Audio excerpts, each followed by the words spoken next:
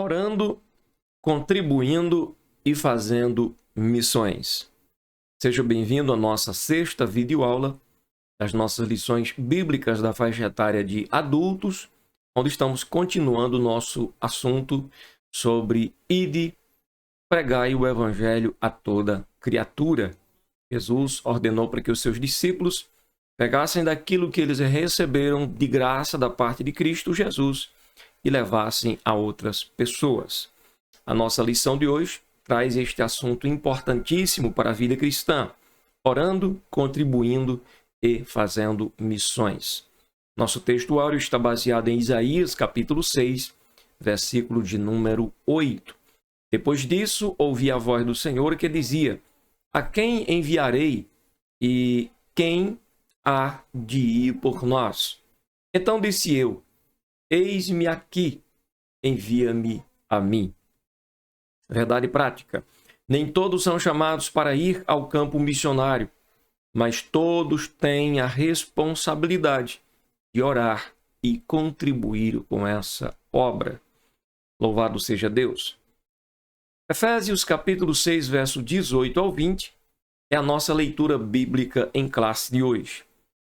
Orando em todo o tempo com toda oração e súplica no Espírito, e vigiando nisso com toda perseverança e súplica por todos os santos, e por mim, para que me seja dada no abrir da minha boca a palavra com confiança, para fazer notório o ministério ou mistério do Evangelho, pelo qual sou embaixador em cadeias, para que possa falar dele livremente, como me convém falar. Paulo está pedindo oração à igreja, para que os servos e servas de Deus intercedam a Deus em seu favor, para que Deus dê a ele no abrir da boca a palavra com confiança, a palavra com firmeza, a palavra com convicção, né? Para que ele pudesse falar da verdade, do mistério do Evangelho, como convinha ser falado. A mesma coisa se repete hoje. Nós precisamos orar pelas pessoas que ministram a palavra de Deus, que estão incumbidas desta missão, para que Deus lhes dê a graça de que eles possam falar da palavra de Deus com ousadia, com intrepidez, com confiança. Comentário, introdução. Ide por todo o mundo, pregai o evangelho a toda criatura. Foi um mandamento de Jesus que nós encontramos em Marcos 16, verso 15, Mateus 28, 19 e Atos 1 e 8 vai falar sobre a virtude do Espírito de que os discípulos haveriam de receber para que pudessem ser testemunhas do Mestre até aos confins da terra. Ninguém pode testemunhar sem que sejam revestidos de poder. Pode testemunhar, mas não com tanta eficácia como é necessário. Essa passagem bíblica e outras referências ao longo do Novo Testamento mostram que a prioridade da Igreja do Senhor Jesus Cristo é com a evangelização do mundo.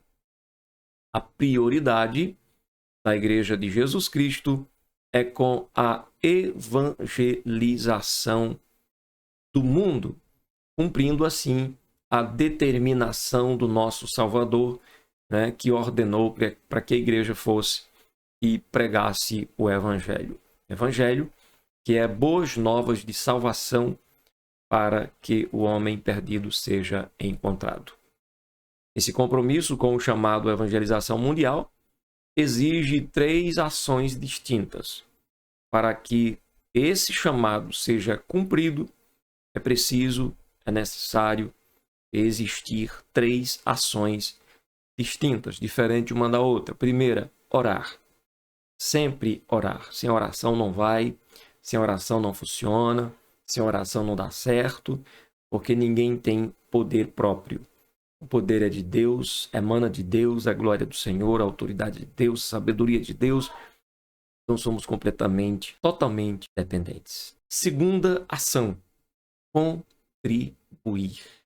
Orar e contribuir para apoiar aqueles que estão indo fazer missões. E a terceira ação é ir. Orar, contribuir e ir. Abrir a boca, falar de Jesus para as pessoas. Assim, estudaremos essas 3 ações dentro do contexto da necessidade missionária. Primeiro tópico ou primeiro capítulo: orando pela causa de missões. A importância da oração na obra missionária. Embora considerado um gigante na fé, o apóstolo Paulo não dispensava as orações das igrejas, pois possuía um profundo senso, de necessidade dessa disciplina espiritual. Para o apóstolo Paulo, oração é uma disciplina interligada à obra missionária. Para Paulo, a oração é uma disciplina interligada à obra missionária. Portanto, não dá para fazer missões sem antes orar, sem antes se apresentar diante de Deus e conversar com Ele, pedir a sua ajuda, pedir a sua direção, pedir a sua sabedoria. A partir disso, não podemos imaginar uma obra de missões sem pessoas comprometidas com a disciplina da oração. Não é possível, né? Nesse sentido, passamos a destacar pelo menos 2 finalidades da oração na obra missionária. Qual que é? Primeira, interceder. Devemos orar para que as portas do Evangelho sejam abertas. Vamos conferir alguns versículos que aparece aqui, logo no início, aqui em Colossenses 4, verso 2, está escrito o seguinte aqui na palavra de Deus: perseverai em oração, velando nela com ação de graças. Verso 3, orando também juntamente por nós, para que Deus nos abra a porta da palavra, a fim de falarmos do mistério de Cristo, pelo qual estou também preso. Paulo está pedindo à igreja: ore, mas orem juntos. Ore junto por nós, para que Deus nos abra a porta da palavra, porque só Ele que pode fazer estas coisas. Amém? E é necessário, então, estarmos orando. Orar para que os corações das pessoas se abram para a mensagem de salvação. Que os missionários ou evangelistas tenham ousadia para testemunhar e pregar o evangelho. Foi o que acabamos de ler em Efésios 6, verso 19, Paulo pedindo para que a igreja orasse, para que Deus lhe desse a palavra com confiança. A fim de que a palavra de Deus seja propagada, é necessário oração. Devemos também interceder pela proteção e pela segurança daqueles que estão indo diante dos perigos que enfrentam. Sabemos que existem riscos pelos caminhos da missão, existem riscos de acidentes. Quem anda de transporte motorizado, existe o risco de acidente, existe o risco de assaltos, de emboscadas. Por isso que Paulo, quando escreve aos Tessalonicenses, 2 Tessalonicenses 3, verso 2, diz o seguinte, vamos ler do 1 para ficar completo. No demais, irmãos, rogai por nós, para que a palavra do Senhor tenha livre curso, e seja glorificada, como também o é entre vós. E para que sejamos livres, veja, para que sejamos livres de homens dissolutos e maus, porque a fé não é de todos. Então é necessário nós orarmos para aqueles que estão indo fazer missões, para que Deus os livre de homens dissolutos e também de homens maus. Existem muitos outros motivos de intercessão. Podemos dizer que devemos orar também para que o ministério dos missionários seja aceito pelos povos, como Paulo escreve aos Romanos, capítulo 15, verso 31. Vou pegar aqui Romanos, capítulo de número 15, e verso de número 31. Para que seja livre dos rebeldes que estão na Judeia, e que esta minha administração, que em Jerusalém faço, seja bem aceita pelos santos. No versículo anterior, ele está dizendo: e rogo-vos, irmãos, por nosso Senhor Jesus Cristo, e pelo amor do Espírito, que combatais comigo nas vossas orações por mim a Deus. É um combate. É necessário combater, sim. Uma das maneiras de combater o bom combate, orar. oração a Deus, né, em favor daqueles que estão indo, para que Deus conceda tanto que o ministro do Senhor, o evangelista, o missionário, a missionária, seja livre de pessoas rebeldes, como também as pessoas para quem ele vai estar pregando, inclusive até mesmo os santos, os convertidos já, possam receber a palavra de Deus. Porque o homem, na sua natureza carnal, muitas vezes ele pode até se revoltar contra a palavra de Deus. Então, preciso orar a Deus, dá a palavra ao teu servo, mas também abre o coração do povo, para que a palavra de Deus seja aceita. Então, é algo extraordinário, né? A vida cristã é uma vida muito dinâmica, muito ativa, e vale a pena nos envolvermos e fazermos parte dela. Terceiro subtópico, despertar a igreja local para a obra missionária. A disciplina da oração missionária aumenta o desejo de o crente fazer algo no sentido de levar a salvação aos perdidos e até mesmo de ser enviado ao campo missionário. É orando que o cristão aumenta o seu desejo de falar de Jesus para outros e de ele mesmo ir, né? Nesse aspecto, é interessante destacar que os mesmos crentes que deveriam orar por os ceifeiros, conforme Jesus orientou em Mateus 9, verso 35 ao 38, são os que foram enviados por Jesus para ceifa em Mateus capítulo 10. Ou seja, vamos orar por missões. Você é uma pessoa que ama estar de joelhos orando por missões, então fica tranquilo, espere em Deus que Deus há de enviar você. Mas por quê, pastor? Porque você está orando. Deus não vai enviar alguém à obra missionária a falar do nome do filho dele, alguém que não quer dobrar os joelhos. Por isso, um grande líder de missões certa vez disse: se mais crentes se pusessem de joelhos em oração, mais crentes se poriam em pé na evangelização. Então, isso é muito importante. A síntese do primeiro tópico nos apresenta o seguinte: a oração no contexto de missões tem o propósito de despertar a igreja local para a obra missionária. Segundo tópico, contribuindo para missões. O sustento dos missionários. Com base nas leis do Antigo Testamento, quando Deus ordenou que os sacerdotes e levitas deveriam ser sustentados por meio das ofertas das pessoas, o apóstolo Paulo instruiu os coríntios, né, desta forma: assim ordenou também o Senhor aos que pregam o evangelho que vivam do evangelho. Nosso Senhor ensinou acerca desse mesmo princípio no evangelho de Mateus, capítulo 10, verso 10. E também em Filipenses 4, verso 10 ao versículo 20. Encontramos ensinamentos importantes acerca do modo como os primeiros missionários receberam apoio financeiro. Claro que o propósito do evangelho não é enriquecer alguém, torná-lo abastado financeiramente, mas tem um propósito sim de mantença.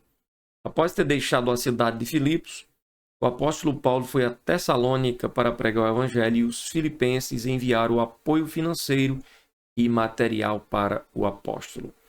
Vamos ler Filipenses 4, verso de número 16. Diz o seguinte: porque também uma e outra vez me mandastes o necessário a Tessalônica. Contribuir para missões é juntar tesouros no céu. Em Mateus 6 e 20 nós lemos o seguinte: mas ajuntai tesouros no céu, onde nem a traça nem a ferrugem consomem, e onde os ladrões não minam nem roubam. Esse versículo revela um contexto de quem domina o coração do ser humano: o tesouro do céu, Deus, ou o tesouro da terra, que é Mamon. Nesse sentido, podemos afirmar que quem financia a obra missionária está ajuntando tesouro no céu, ou seja, está agradando a Deus, pois sua atitude faz com que resultados extraordinários sejam reconhecidos na eternidade. É necessário também adiantar o terceiro seguinte comentário: ninguém vai contribuir na obra missionária pensando que está fazendo uma poupança. Não, não é nesse sentido. Nosso tesouro é Deus. Nosso tesouro é Jesus. Quando a gente contribui por amor. Isso é depositar tesouro no céu. Fazer por amor a obra. por amor às almas, por amor às pessoas, não é verdade? Terceiro subtópico, contribuir para missões é um privilégio. Não há privilégio maior do que saber que, por meio de nossa cooperação financeira, Bíblias estão chegando a lugares que nunca ouviram falar do Evangelho. Vidas estão sendo alcançadas em regiões como na África, na Europa e do outro lado do mundo, né? Participar dessa cooperação é um privilégio espiritual. Se não podemos participar de maneira presencial, podemos fazer de maneira financeira. Assim, podemos cooperar na propagação do Evangelho até os confins do mundo. Há pessoas dispostas a fazê-lo, Deus tem levantado pessoas para fazê-lo, e haja também pessoas dispostas para apoiar esse ministério tão importante. Terceiro, a chamada para ir. Deus quer usar cada crente. Todo cristão deve estar pronto para ir e fazer o trabalho missionário, levando as boas novas de salvação aos moradores do campo e da cidade. Aos estudantes, às donas de casa, aos órfãos, aos profissionais liberais, aos deficientes físicos, prostitutas, homossexuais, dependentes químicos, enfim, tantos grupos que o Senhor nos proporcionar. Deus deseja usar a sua igreja em todos os lugares, hospitais, presídios, albergues, ilhas, aldeias indígenas, vilas, cidades, campos, praças, sítios, eventos em massa, individual, enfim. Todas as formas, todos os meios que houver disponível. Todas as ocasiões que ofereçam oportunidade para isso. Assim, para pregar o Evangelho, o Senhor não vai enviar anjos, mas conta com homens e mulheres. Todavia, há um preço a pagar, ou seja, a obediência à chamada missionária. Segundo subtópico, a chamada missionária. Nas Escrituras, nós vemos que Deus ele chama pessoas para uma grande obra. O profeta Isaías foi chamado por Deus no templo enquanto estava ali adorando. Foi uma experiência assim extraordinária. O servo do Senhor achava que ia morrer, mas Deus perdoou seus pecados. O profeta Jeremias recebeu sua chamada antes de seu nascimento, porque Deus o havia escolhido desde o ventre, da sua mãe, ou antes mesmo de ser gerado. O profeta Jonas recebeu um chamado específico para uma cidade específica. Deus o comissionou a ir a Nínive. Teve todo aquele processo, mas findou indo a Nínive. O Senhor Jesus Cristo ele chamou seus discípulos quando a maioria deles ainda exercia uma tarefa profissional. Quer dizer, Deus ele chama pessoas. Geralmente na Bíblia a gente encontra Deus chamando pessoas super ocupadas, pessoas que estão ali suando, trabalhando. O apóstolo Paulo foi chamado enquanto viajava para Damasco. Na ocasião, ele perseguia os cristãos. Aqui podemos perceber que não existe um único padrão de chamada missionária, mas é de suma importância reconhecer que a chamada para qualquer tipo de serviço relacionado ao reino de Deus vem do próprio Deus. É Deus que chama, é Deus que comissiona, é Deus que envia, é Deus que capacita, é Deus que opera, é Deus que salva, é Deus que convence, é Deus que opera maravilha, convencendo o coração do homem, da mulher, do pecado, da justiça e do juízo, levando-os ao arrependimento para que haja perdão de pecados e salvação de almas. Terceiro, caráter e testemunho na obra missionária. Além de ser chamado por Deus, preciso fazer a diferença no cumprimento do ID de Jesus. Como assim? Note a expressão que aparece lá em Mateus capítulo 5, verso 13. Vós sois o sal da terra. Quer dizer, não adianta só falar. É preciso que haja caráter e um bom testemunho por parte de quem vive, de quem prega o Evangelho. Se não houver, palavras não vão transformar pessoas.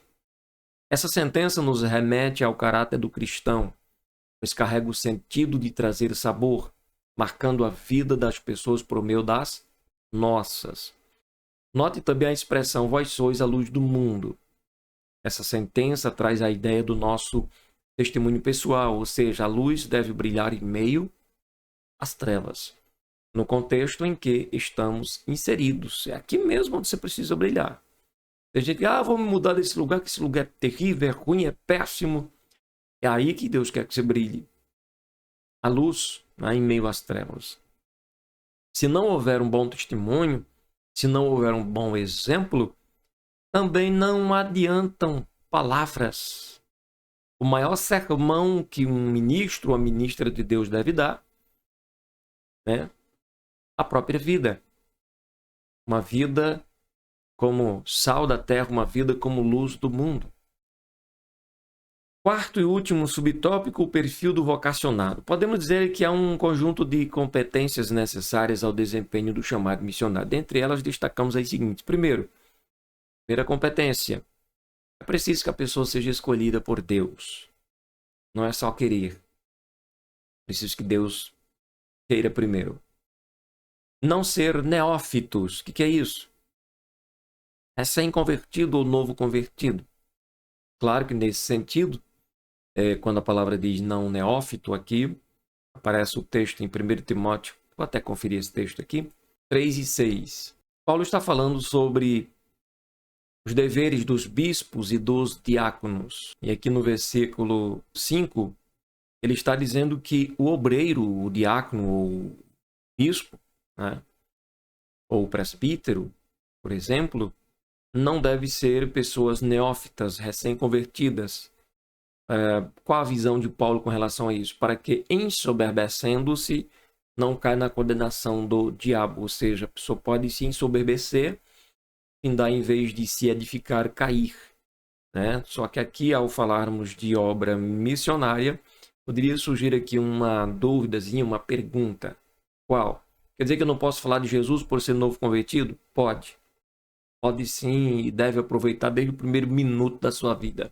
Desde que você busque a Deus, seja uma pessoa de oração, que ama ler a palavra do Senhor, já começa a dar o seu testemunho já. Já começa a dar o seu testemunho de salvação, já começa a falar de Jesus para as pessoas, porque não há um tempo marcado para início, nem um tempo marcado para o fim. O contexto desse versículo está falando que as pessoas que são chamadas ao presbitério, ao bispado, ao diaconato, não deve ser neófito para que não venha se ensoberbecer pela posição que está exercendo. Mas para falar de Jesus não é uma posição, é uma urgência. As pessoas precisam ouvir o Evangelho, as pessoas precisam crer no Senhor Jesus Cristo. Então, mantendo-se humildemente, reconhecendo que a graça de Deus com você, vai em frente. Fale de Jesus em sala de aula se você estuda. Fale de Jesus no seu trabalho, se naquele local houver oportunidade para isso. Né? Enfim.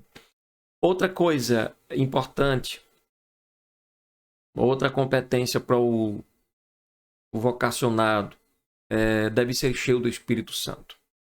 Sim, porque sem o Espírito Santo ninguém faz, né? E outra coisa, letra D, reconhecido pela igreja. Preciso que a igreja reconheça que o cristão realmente teme a Deus. E se estamos falando aqui do envio de missionário, aí sim, nós não podemos enviar um missionário, uma pessoa ao campo missionário, sem essas qualificações, sem ser escolhido por Deus, sem ser alguém que já tenha um tempo de maturidade espiritual, que no caso aqui o novo convertido não pode ser enviado ao campo, entende? Tem que ser reconhecido pela igreja, sim, e tem que ser aprovado nas tarefas sociais. Tem que estar preparado espiritual, intelectualmente, psicologicamente e transculturalmente. Né? Nós falamos primeiramente que qualquer um pode falar de Jesus, porém agora voltamos a falar de que para ser enviado ao campo missionário, como missionário numa determinada região, preciso sim que todas essas competências estejam presentes. Né? Então, além de testados, cumpridores dos pré-requisitos acima, dependendo de Deus e perseverando em Deus, é que essas pessoas sairão ao campo missionário. Então, a missão é algo extraordinário. Né? Existem algumas formas de fazer missão. Existe a missão no dia a dia, viver como um homem, como uma mulher de Deus. falar de Jesus para alguém, mas existe aquela missão mais intensa, que é quando Deus separa pessoas, como Deus fez com Paulo, com Barnabé, e envia ao campo missionário para fazer coisas que os outros não iriam conseguir fazer. Entende? Então, existem essas duas formas de atuação. Uma atuação local, onde você está, onde você vive, e uma atuação onde você sai do seu lugar e vai a regiões onde ali, como se diz, né? Ovelhas enviadas ao meio de lobos. Ele precisa de todos esses pré-requisitos para poder fazer a obra de Deus e não perecer. Conclusão. Nosso propósito é que, a partir desta lição, cada aluno tome uma atitude de fé e se comprometa com a obra missionária. E se coloque à disposição para se dedicar ao menos em uma modalidade da obra missionária. Ou você vai ficar na intercessão, ou você vai contribuir, ou você vai orar, contribuir e ir ao mesmo tempo, né? A Igreja de Cristo tem a incumbência divina de perseverar na proclamação da mensagem de salvação a toda criatura. É tempo de salvação e Deus conta conosco para expandir o seu reino no mundo. Amém? Esta foi a nossa lição de hoje. Que Deus abençoe os amados poderosamente, em nome de Jesus.